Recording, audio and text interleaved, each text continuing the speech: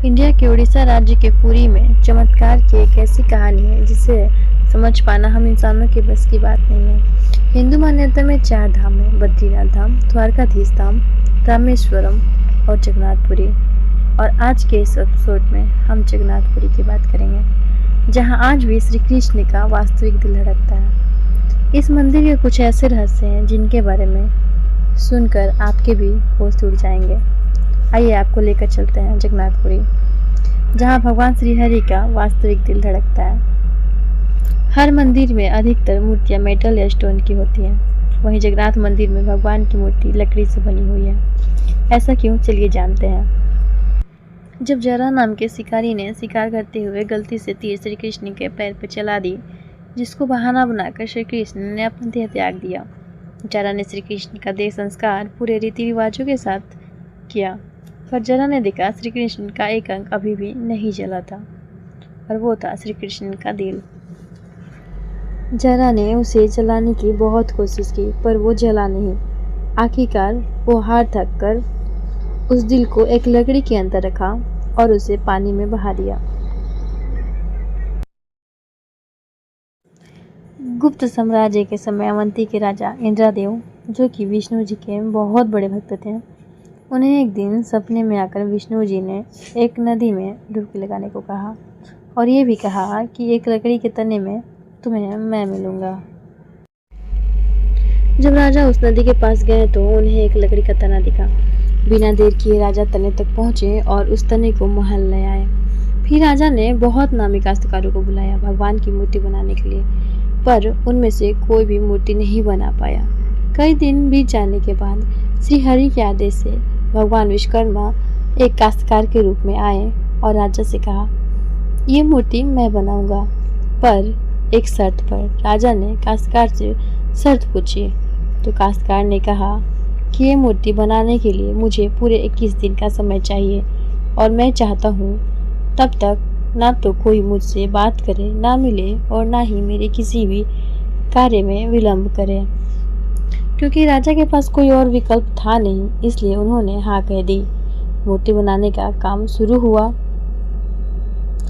रोज मूर्ति बनाने की आवाज़ें भी आती थीं, पर धीरे धीरे वो आवाज़ें बंद हो गईं। अवंती की रानी को लगा शायद भूख प्यास से काश्तकार मर गया है, इसलिए उन्होंने उस कमरे को खुलवाने को कहा और राजा को उनकी बात माननी पड़ी। जैसे ही दरवाज़ा खुला तो उन्होंने देखा वहाँ कोई काश्तकार था ही नहीं। वहाँ सिर्फ और सिर्फ 3 मूर्तियाँ ही थी: भगवान जगन्नाथ की, उनके भाई बलभद्र की, उनकी बहन माता सुभद्रा की। और उसी श्री जगन्नाथ जी की मूर्ति में भगवान का दिल रखा गया था, जो वास्तविक था, जिसे ब्रह्म पदार्थ भी कहा जाता है। हर 12 साल में एक बार भगवान की नई मूर्ति स्थापित की जाती है और भगवान के दिल को निकालकर नई मूर्ति में शिफ्ट किया जाता है, पर इसको बदलने का प्रोसेस भी काफ़ी इंटरेस्टिंग है। हर 12 साल पर एक दिन ऐसा होता है जिस दिन मंदिर में किसी को भी एंट्री नहीं मिलती। पूरी शहर की बिजली को काट दी जाती है।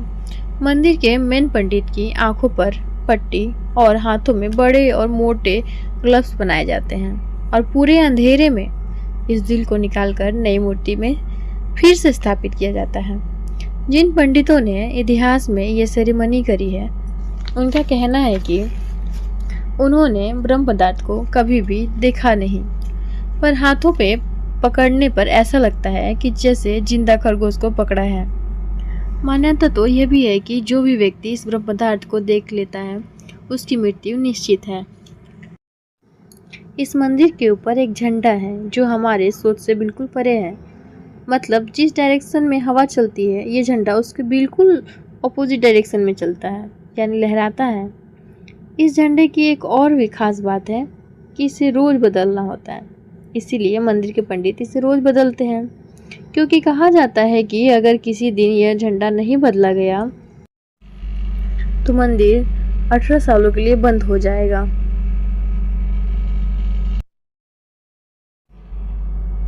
मंदिर में आए भक्तों के बीच रोज प्रसाद बांटा जाता है, और इस मंदिर में होने वाली हर बात में भगवान श्री हरि की लीला छिपी है। तभी तो प्रसाद आज तक ना तो कभी कम पड़ा और ना ही ज्यादा, जिससे व्यर्थ हो। चाहे भक्तों की कितनी भी भीड़ हो, और ये बात यहीं ख़त्म नहीं होती। प्रसाद बांटने की मिस्ट्री तो है ही, उससे भी बड़ी मिस्ट्री है प्रसाद बनाने की, जिसे शायद हम समझ भी ना सके। आखिर ऐसा कैसे हो सकता है, आइए देखते हैं। लकड़ी के आग पर एक साथ 7 मिट्टी के बर्तनों को एक के ऊपर एक रखकर प्रसाद बनाया जाता है।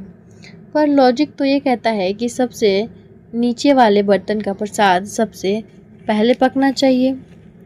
पर इन 7 बर्तनों में सबसे पहले सबसे ऊपर रखे जाने वाले बर्तन का प्रसाद पकता है, फिर उससे नीचे वाले, फिर उससे नीचे वाले बर्तन का, और ऐसे ही सबसे नीचे रखे जाने वाले बर्तन का प्रसाद सबसे आखिरी में पकता है। ऐसा कैसे हो सकता है? आपको भी यही लग रहा होगा कि आखिर ऐसे कैसे हो सकता है। आज तक इसे कोई भी नहीं समझ पाया है। ये तो बस जगत के नाथ भगवान जगन्नाथ की एक लीला है। क्या आपको पता है कि इस मंदिर के डोम की परछाई आज तक कभी भी नहीं बनी? जगन्नाथपुरी टेम्पल की डोम की शैडो कभी बनती ही नहीं है। आपने अक्सर देखा होगा ना, मंदिरों पर या उनके डोम्स पर पक्षियों को बैठे हुए, पर यहाँ वैसा नहीं है। इस टेम्पल के डोम्स पर आज तक एक पक्षी नहीं बैठा, न ही उसके ऊपर उड़ते देखा गया। आप कभी भी किसी भी पक्षी को जगन्नाथ टेम्पल के छत पर या डोम्स पर नहीं बैठे हुए देखेंगे या उसके ऊपर से उड़ते हुए। पर ये थोड़ा अजीब है ना, मतलब हमें पता है नो फ्लाई जोन का मतलब, पर इन पक्षियों को कैसे पता है? Are you shocked? I am also, but it is true. Sudarshan Chakra, आप सबको भी पता है ये भगवान विष्णु का अस्त्र है। यह अधर्म का विनाश करता है। जगन्नाथपुरी मंदिर के ऊपर भी एक सुदर्शन चक्र है, और उसे आप जिस भी डायरेक्शन से देखोगे ना, तो उसका फेस आपकी ही तरफ होगी, यानी आपकी तरफ ही होगा, किसी भी डायरेक्शन से।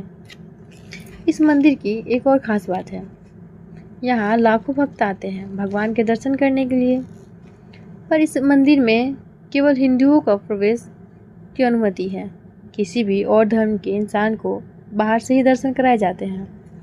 जैसे कि ex prime minister Indira Gandhi, वो भी जगन्नाथपुरी गई थी दर्शन करने के लिए, पर क्योंकि वो फारसी हैं और हिंदू नहीं, इसीलिए उनको भी दर्शन करने की अनुमति नहीं दी गई।